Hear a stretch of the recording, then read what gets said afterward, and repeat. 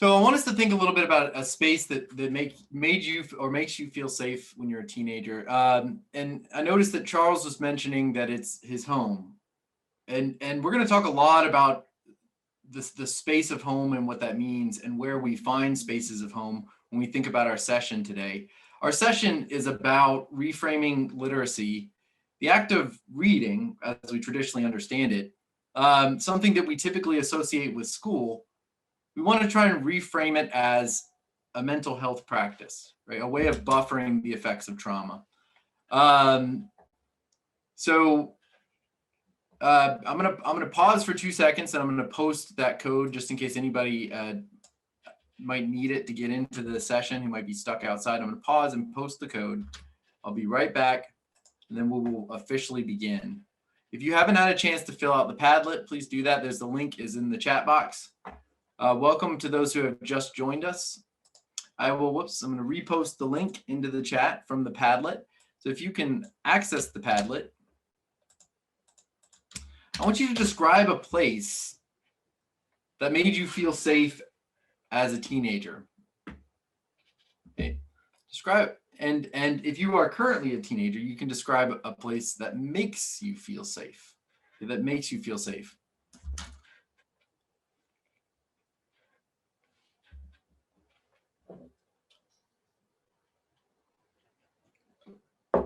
We'll take a second to collect some of those responses.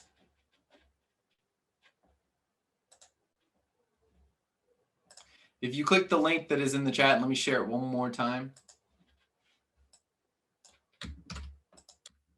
You can also put it into the chat box, and you can unmute yourselves and say, this is going to be a very conversational session.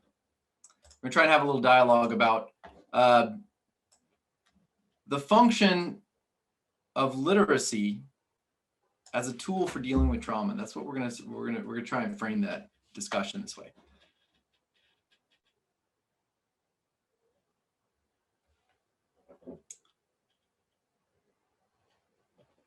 So since the main session went a little bit long,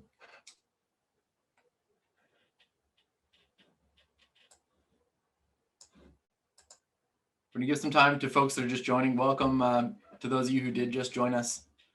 There's a link to the Padlet in the chat. I'm going to put it just in case some of you didn't see it.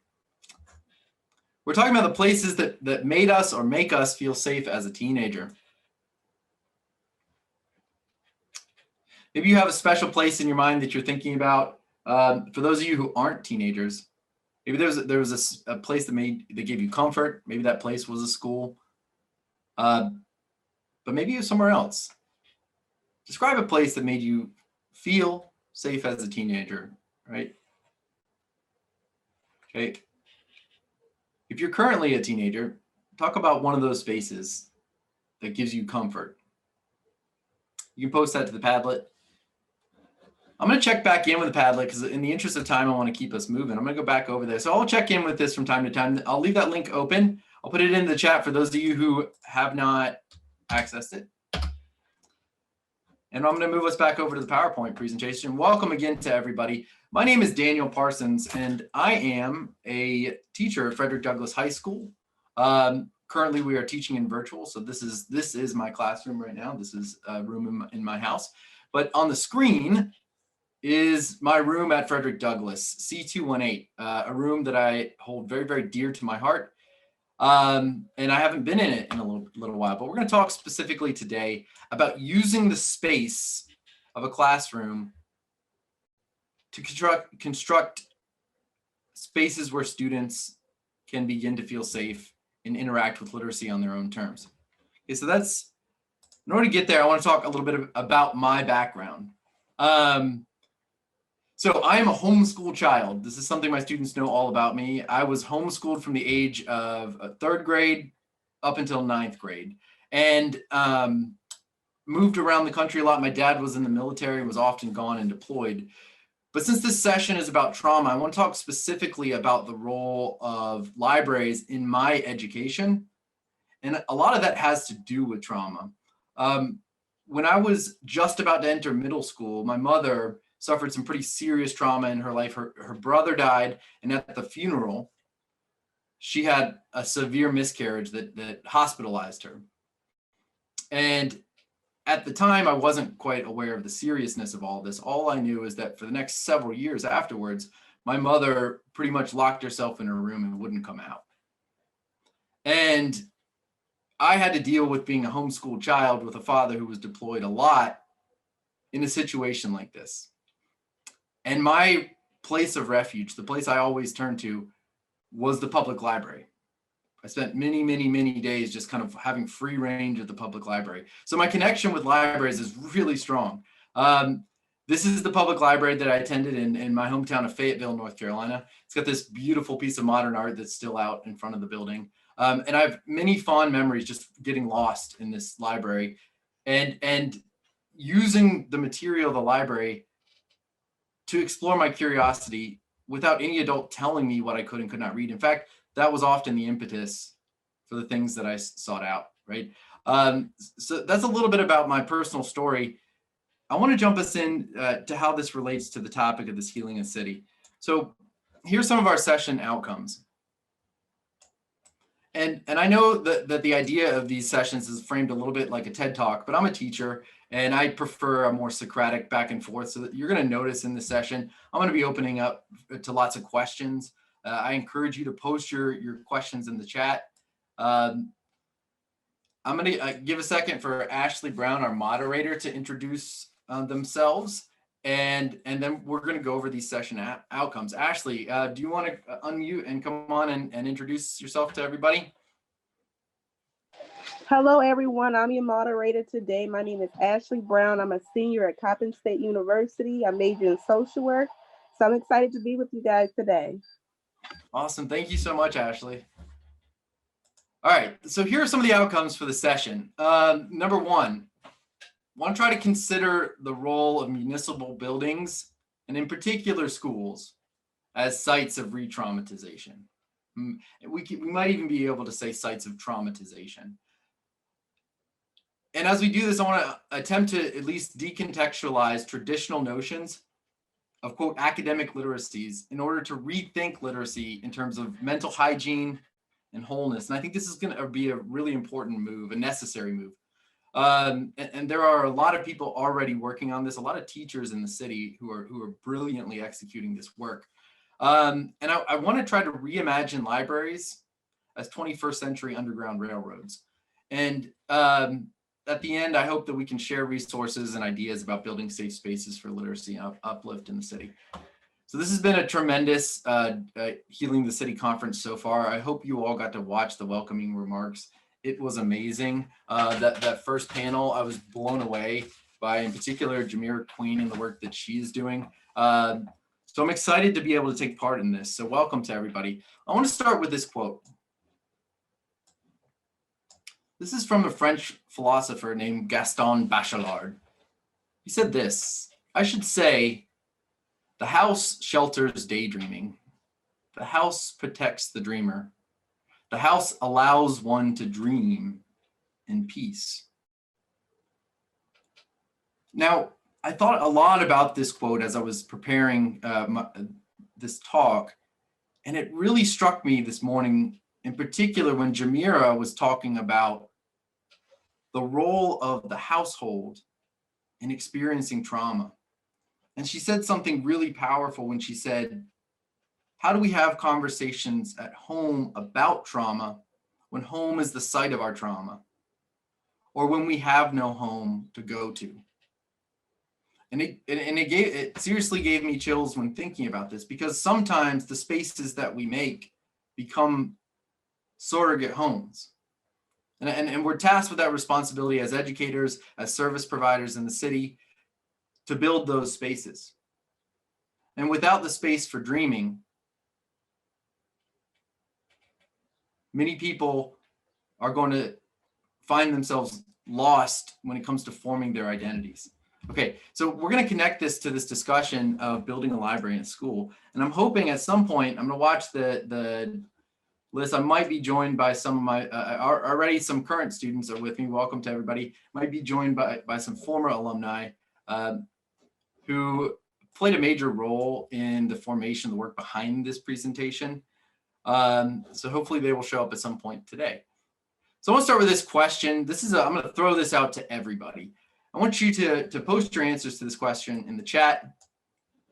What is the function of a school? If you had to answer this question, you can also unmute yourselves and say this. What would you say the function of a school is? So you can put your answers to that question into the chat box. You can unmute, you can come in and say your answer. What do you think the function or purpose of a school is? Seems like an easy question.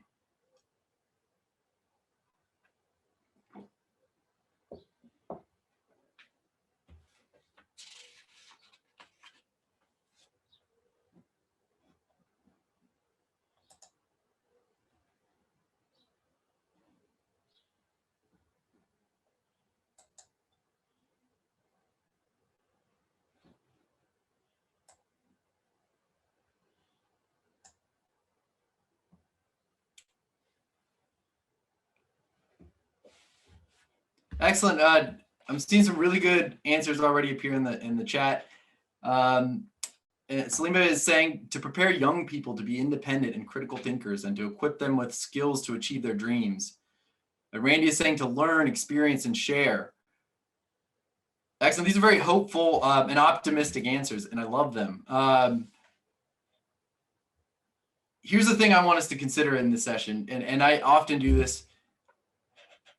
I want to flip the function of a school today, and I want us to think about schools actually as successfully performing their function. We think of them as failing, right?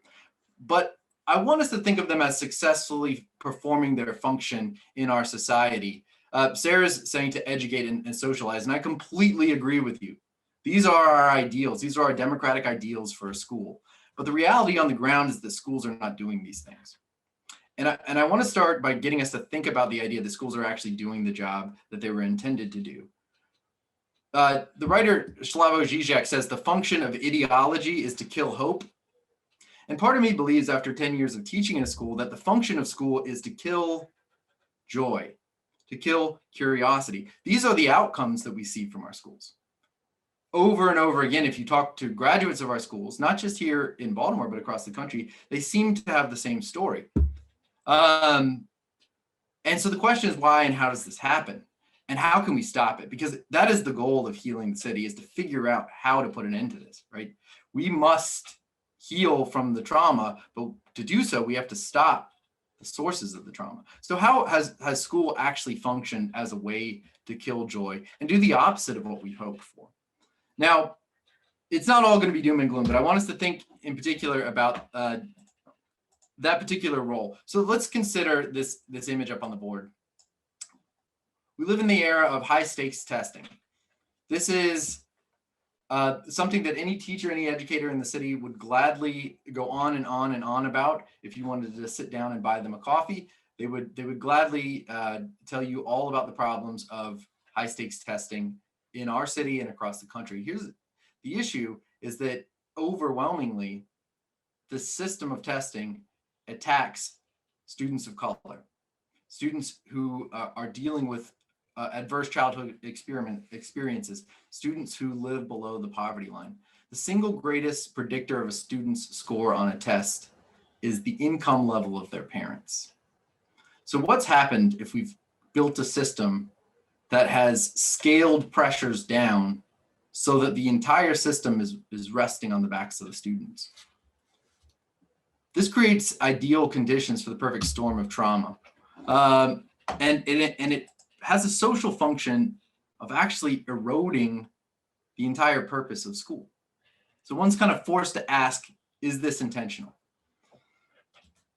So educators are always working against this current. I want to show you one of my favorite passages. I am an English teacher, so this will be a literacy heavy session. This comes from a wonderful Danish novel from the 1960s called The Liar. And it's about a teacher on a really remote island. And he teaches very, very differently than everybody else. And when it comes to designing lessons, he's attempts to engage his students' curiosity. So he'll do things like hang a saw from the middle of the classroom and not say anything about it, and wait until the students are just dying with questions about why the saw is hanging, and he can use it to talk about gravity. to talk about tools, to talk about he can use it as a segue, but they're primed and ready because they're curious. And educators in this room, and even students in this room, can attest to the power of curiosity, but you know what happens when it is not turned on. And in this passage, he says this. He's describing his classroom when he found it. The previous teacher had painted over the windows. So when I came here, the lower parts of the windows were whitewashed over. It must have disturbed my predecessor to see children craning their necks to look out. I cleaned the whitewash off. Now, of course, I get the same trouble, but I firmly believe that they could not look at anything more important to them than what they see looking out of the windows here. In this landscape, their memories will grow. Yet I wonder if they look at it only because they have to sit in school. When they're playing outside, they never see it. So I'm going to ask us to try and define literacy. We talked a little bit about the function of school, and everybody shared some really, really amazing and thought-provoking answers about making us critical thinkers, the skills to achieve the dreams that we have, and these are our ideals. So the tool that we often talk about is literacy. And in particular, COVID has kind of, the situation that we're in, where we're in virtual, has forced a kind of crisis on teachers of English, where we are required, and I think all languages and just in general, to really consider what it is that we do and what is it important for students to absorb about the work that we are presenting to them.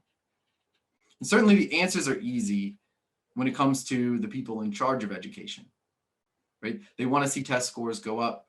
They want to see strong, rigorous, standards-based instruction. But the question is, why and to what end? Now, I'm not here to denigrate the ends. The ends are important. But I want us to think about that metaphor of the window and the students looking out the window and seeing the world with new eyes, in particular because they were forced to be in school. Schools are very powerful vehicles, because we have so much time with the children of our city. We have so much time with them. But so much of that energy is wasted energy. So much of the energy that we could be harnessing, that we could be using, we could be channeling it into powerful things in our to shape our city, is being directed into places where it's dispersed and often causes negative outcomes rather than positive ones. So how do we tap into it? Well, I think the first thing is to understand and put in its proper place the question of literacy, what it is. And here's an important way to start. We were not born to read. Not a single human being was ever born to read. In fact, if a child grows up surrounded by books, they won't pick up the book and begin to read it. Reading is a relatively novel innovation in terms of our brain. It's in the last 5,000 years that we've done it, but we have over 100,000 years of development in the brain that is actually designed to give us skills that are often counterproductive to reading. So if reading is this newer skill and no one naturally does it, we have to think about what that skill is costing us, which I don't think we ever do. And I think this is important, especially when it comes to considering traumatized brains. Because so many of the students that we face that have adverse childhood experiences are devoting a ton of brain power to their survival. And when so much brain power is being devoted to keep you alive, it is very difficult for your brain to say, hold on, let me steal some of those resources here to stare at a dead tree and hallucinate some things in my head. And yet we have a system that punishes over and over children who fail to meet those checkpoints. Now, again, I am a person of books and I'm not here to denigrate them, but I think it's important that we need to put literacy in its proper place and we need to figure out exactly what it is if we are going to successfully teach it. Okay, so studies of hunter-gatherers suggest that we may have lost something in terms of our ability to read signs in the natural world. So there's this function, this power that our brains had prior to literacy that we've lost. So that gets me to my next question. What is a library? So at this point, you probably have figured out that sometimes I ask trick questions. but they're really not. I really want your honest answers to these questions. What is a library? What do you think a library is? Let's try and define it together. What is a library?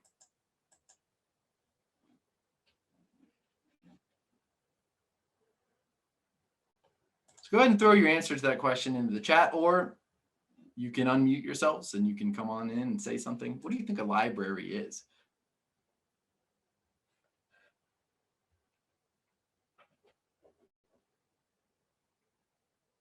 Feel free to give your personal, your honest answer to this question.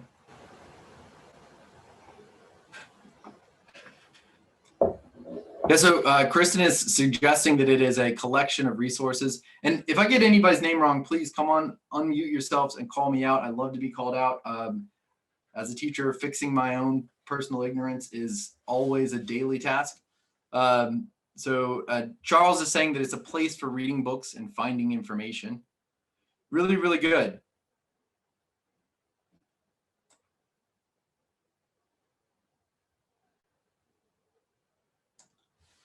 Excellent. I like that answer a lot, Randy. A warm place for people to gather, perhaps a meeting place for organizations. Excellent. Yeah, and I like the fact that your answer had little to do with books. And we know that the root word of library is in fact book, right? It comes from the same root as the Spanish word libros. Now, I, as a lover of words, want to believe that it's the same root as liberty, although many etymologists tell us it's not. I still want to believe that there's this connection between liberty and libros. Apparently, it only means the bark of a tree. But it is certainly true that even in ancient societies, only free people were allowed to read. Only free people were allowed to access books. Yasmin is suggesting that it's a place for reading or a place where you can get books, but I feel like it is a place to gather more factual information. Okay, I love this. So this idea of a space where we bring things together, whether it's people or information, is crucial to the way we understand a library. And I want us to think, and you'll notice that I have a picture of Harriet Tubman up on the screen. And I want us to think about where libraries exist. Because one could argue that one of the greatest libraries in... I was saying I only said that more factual evidence because I feel as though, like, you know how, yeah, you can get more factual information because you can get information off the internet, but you know how the internet is more, everybody can put it there. Everybody can, a book, not really everybody can put it in a book, you know what I'm saying? And you have like textbooks and stuff like that, where it's like you can go into a library and it's like, you know, we have genres and like you'll be able to find it actually and find more factual things on it because you know how they say anybody can put stuff on the internet. So when you put stuff on the internet, everybody adds their own piece to it, as their body, but such as a book where you put facts in it, can't nobody go in, take it and like, oh no, put a comment under, no, this is wrong and da da da da, as you already published your book and it's already out. Yeah, so you're pointing out something really important, Yasmin, and obviously the floor is open if someone wants to respond as well to Yasmin. The idea that we live in a time where the notion of literacy has changed, broadened, it's become open to more people. You can edit information on Wikipedia, for example. You can have websites devoted to special, very intricate and novel pieces of knowledge. And it moves so much faster than it did in the age of just the traditional books. So like really, really good points there. I want to bring us back to considering Harriet Tubman for a second. I think the way I tend to think about libraries, and libraries are a space, and they could be a physical space, but they can also be a conceptual, imaginary, or mental space. One of the greatest libraries, I would suggest, with that definition in America was Harriet Tubman's brain. And what do I mean by that? Well, I want you to consider the skill set she must have had to have gone down into enemy territory over 8 times, guiding people through the dark of night, through the woods, eluding hounds and hunters, listening to bird calls, following the North Star, knowing what was edible and what wasn't edible in a forest. Think of the immense library of the world, of her place in the world that existed in her brain. These are our libraries, right? These are the real libraries that we have. We carry our libraries with us. And this is a powerful and important thing because our goal is to share it. And I want to go back to what Yasmin and I believe it was Randy said about libraries as a gathering place, right? And Harriet Tubman used her knowledge to gather people. Literally, that's what she did. She gathered them and took them to safety because of what she knew. But she also had traditional literacy. So that would be what we might call non-traditional or when we think about it. So, you know, it's a very famous example of her Bible. So she read her Bible, which was used in one of the swearing-ins. It may have been Obama's swearing in, but I can't remember exactly. So she blended these forms of literacies, right? And we could debate for hours which literacy is more powerful. We know the literacy that grants us the accolades of society, promotions, et cetera, what we call traditional academic discourse. But the most powerful literacy that gave Harriet Tubman her freedom was her literacy of being in the world, the way she recognized the world around her, the way she could see it, like those kids looking out that window. So I want to hear from you on this question. I just threw out this example out here. When you think of literacy, what is it? What is literacy? We hear a lot about it, but what is it?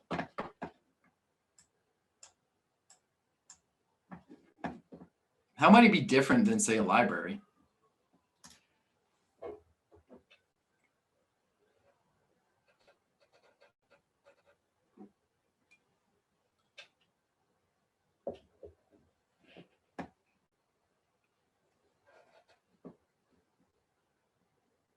As you're answering the questions, I'm going to check back in within the interest of time, since we started a little bit late today. I want you to consider, because we're going to circle back to this question. Because we can look it up in the dictionary. We know that the dictionary is going to tell us that's the ability to read words, right? That's what it is, the ability to read words. But Yasmin's already pointed out some part of the problems with that. And I want us to think about those problems in particular as they are related to dealing with the victims and the survivors of trauma. People who are currently experiencing or have experienced trauma in the past. So the notion of literacy as a tool for creating trauma actually goes all the way back to our original definitions of the word. The word academic itself comes from a place. It was a real place in ancient Athens. It was a garden, it was a grove. So the wealthy people of the city, the people who had leisure and liberty to learn, would walk around this garden, this grove, and they would enjoy the serenity and the peace, and they would expand their minds and they would think. But if we go back to that time, that was not the experience of everyone, right? The leisurely learning class depended on the labor of the enslaved class in ancient Greece. The people that were denied the right to think or to read, the people who weren't free, literally worked to feed the people who could walk around and think. So this notion of the literate space became a notion of privilege. It was developed into a history of privilege. In fact, this became a very white space and a very male space. And if we think about what the traditional library, this was a space that was overwhelmingly belonged not just to white men, but affluent white men. It was very much a space of privilege. This was the sort of British country gentleman who could retire to his library full of books and ponder the deeper questions of the world. Even our word for school comes from the Latin, which means intermission from work, leisure. So the people who were allowed to go to school, this was a gift. They didn't have to work. They were given the gift of leisure.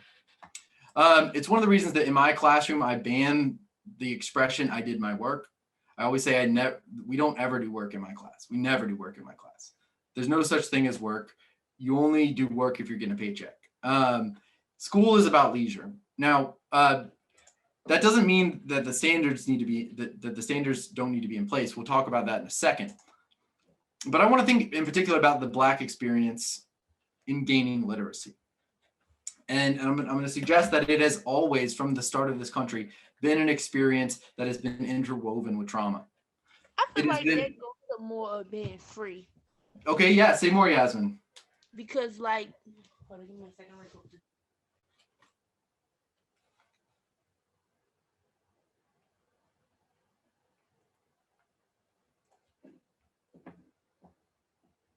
And while Yasmin is fixing her issue right there, I'm going to direct your attention to the quote on the I screen. can't.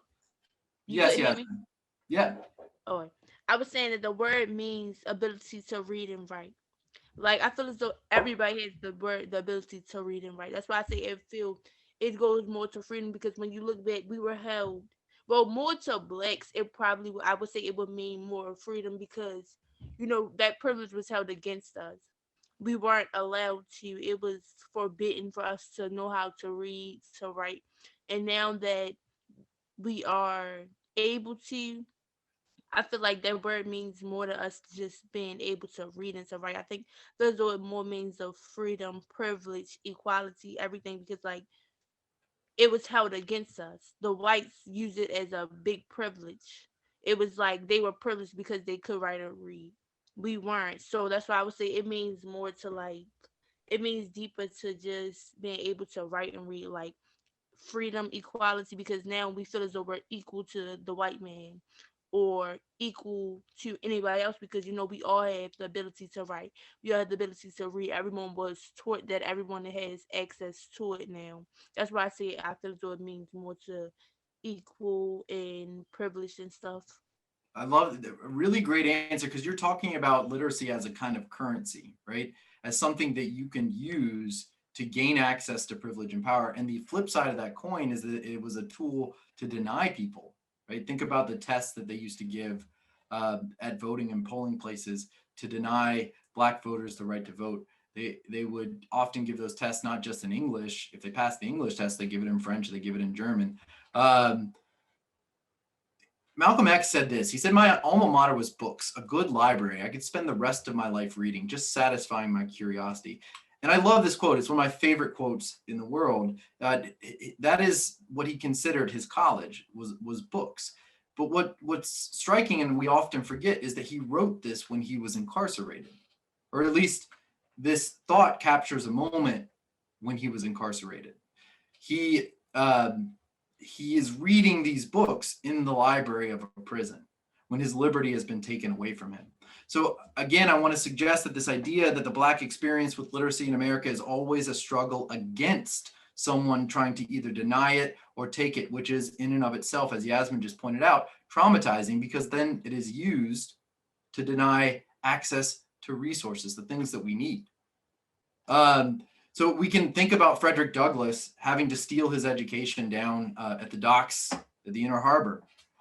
We can think in particular about the very first poet in American history, Phillis Wheatley, who was brought over here as a very young girl from Africa, stolen, became a poet, learned English. English was not her native language. She learned it and became one of the most brilliant poets, I think still completely misunderstood poets that we've ever that we have, in particular because she could treat her literacy as a form of insurgency. She not only got popular and sold books and was then able to essentially live a free life, she also could criticize the white people right in front of their faces. And a really good example of this is in a poem that she writes about where she pretends like she's thanking her mistress for taking her from Africa. But she does it brilliantly because she knows the language so well. She uses her literacy as a weapon. She says, "'Twas mercy brought me from my pagan land." And if you look up the word mercy, you know that it comes from the Latin that means wares or merchandise. So she's criticizing white people to their face using their tool. And this is power, right? And what I want to point to is this idea that for Black Americans who have used literacy, they are always using it as a kind of fight, right? As a fight for access, as a fight for acceptance, as a fight for gaining the status that they should have already had at the very beginning. And this is where one of her most powerful lines comes in. When she talks about herself in Africa, she said, "There, redemption neither sought nor knew. And if there's not a better definition of freedom, to redeem something means to buy it back. And she said there, no one could buy me, and no one had to buy me back. Again, she passes this off in a poem that white people think is a thank you note. And that kind of power to use language against her oppressor, even in ways that they wouldn't even detect, showcases the level of brilliance. But that, think about how much more work that requires. That takes way more mental energy to work against the system that is already stacked in favor of the oppressor. So another really good example of this is Alexander Crummell. This is W.E.B. Du Bois's teacher. And I'm going to go a little bit faster just because I want to get us to the case study at the very end here. We're about to wrap up. Alexander Crummell was one of the very first students to integrate a school. And because of that, about 500 white people in Connecticut, they brought 100 oxen, and they literally dragged the school into a swamp. They dragged the whole building into the swamp. And again, he went on to become a very, very successful bishop, and he was the mentor to Du Bois, one of the great thinkers of really the last century. Same thing with the Black Panther schools. Black Panther schools were doing amazing work, educating and also giving students resources. They were cooking them breakfast. And if you read the COINTELPRO's reports on these Black Panther schools, what you find is that the FBI agents who were monitoring and watching these schools, what they were really worried about was that they were actually feeding kids and that they were actually teaching lessons. They tried to pretend that these were little terrorist organizations that were raising money to buy guns and weapons, but they're peeking in the windows and they're listening with listening devices. And they're literally writing about the fact that they're actually teaching and feeding kids. And this is a huge problem for the FBI. And they shut it down. Almost all of these schools end up being raided and shut down. So I want you to think about the school itself as a site of systemic and historical oppression. This is trauma. This is the school doing what it was designed to do. And what does this look like now? I want us to think about wrestling as a metaphor. Those of you who are fans of wrestling or wrestle yourself, you've seen wrestlers who, there's a position in wrestling where you start on equal terms with your opponent, but if someone is losing, they have to start on the ground. And so the other wrestler has a strategic advantage over them. So the wrestler is always wrestling from a disadvantage. And we've created the conditions where our students are always wrestling from a disadvantage. And we do it in ways that we don't even think about. Students of color, students experiencing adverse childhood experiences, students experiencing trauma are constantly told that there needs to be high expectations, growth mindset, grit, that there's a learning gap, that they need reading growth. This is problematic because affluent students aren't being told this. And so what happens is what we now call a deficit framework. Students are being taught that they are failing, that they're behind. And over time, this becomes a negative feedback loop that only further justifies more measuring of students. Students begin to see themselves as constantly not measuring up. I want you to think about the names of the schools that we have. We tend to even name our actual, we don't name them after people, which I think is a much better thing to do. We name them after concepts like rising. The notion is that the student is always low and needs to come up. The tests that students face now even gather things like testing behavioral data. And this data is then sold as metadata to other companies. So overwhelmingly, the school becomes a site of being messaging to students that they are behind, that they are failing, that they can't make it. And that further reinforces this history that I've been pointing out, that I've been talking about. Okay, so since we're getting really, really close to the end, I'm gonna speed in the last couple minutes because I know it's time for us to go. This is what I've come to sort of understand as the diary of a wimpy kid phenomenon. Every single one of my students, almost every single student that I've ever taught, when I ask them if they love to read, even if they say no, they'll always revise their answer and say that they loved reading Diary of a Wimpy Kid. And often this is somewhere around 6th grade. And it's about that time where students start to become aware of the standardized tests that they're facing. And they start having message to themselves, this gap that says you're behind. And year after year, some students take these tests up to 3 to 6 times a year. And after multiple tests that are telling students, hey, you need to make up this growth, you need to make up this growth, you're not on track, you're not where you need to be, suddenly the love of reading that they had for the Diary of a Wimpy Kid gets forgotten about. So how do we rebuild it? And like I said, in the interest of time, I got to move fast. I'm gonna go over a couple warnings. Number one, and I may be the only English teacher that you'll ever hear say this.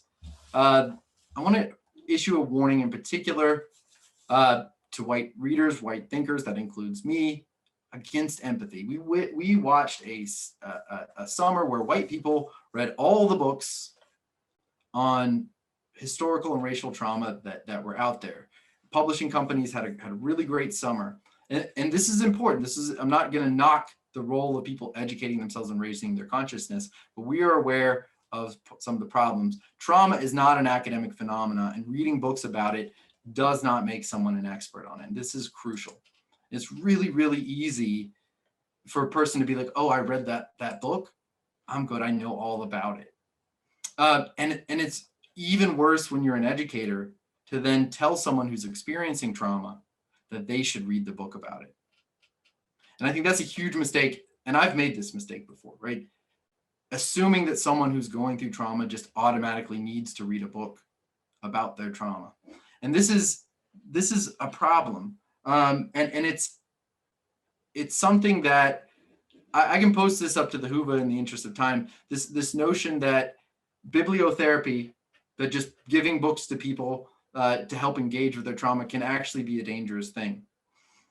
The point is that students need to be taught to encounter them on their own terms. And we need to begin, and this is very delicate work, to shift from what we would call too much information to this category of much needed information. And this comes from the scholar Elizabeth Dutro, who wrote a really brilliant essay called Let's Start with the Heartbreak.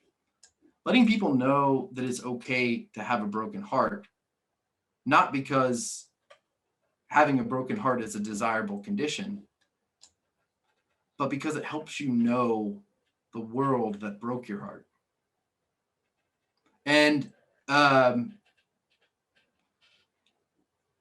thank you. Yeah, I appreciate that, Randy. And in the interest of time, I'm going to close it out because we're really kind of done. This is one of my all-time favorite quotes here.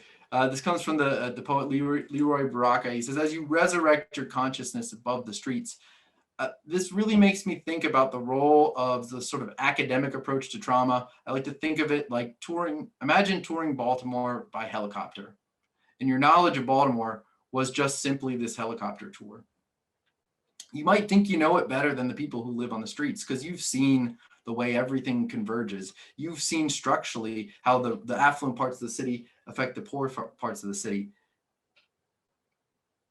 But there is so much of the city that you are missing, so much that you don't know. But my students can do both, right? And I think people who are from here, who have lived here and have experienced the realities of the city can do both, right? They can be the helicopter and they can be in the streets at the same time. And that's what makes them so powerful. And so the goal ultimately, I'm going to rush sort of to the end, is just remembering that books are not the solution. They are incredibly important and I love them and I've dedicated my life to showing them to students, but they're not the solution, right? They are often the rungs on a ladder to a solution. But if we forget about the world, if we forget about the library that's in Harriet Tubman's head, then we've forgotten. So hopefully you were able to gain something from this session. I appreciate all the wonderful comments. I'll put my contact information up at the end over here.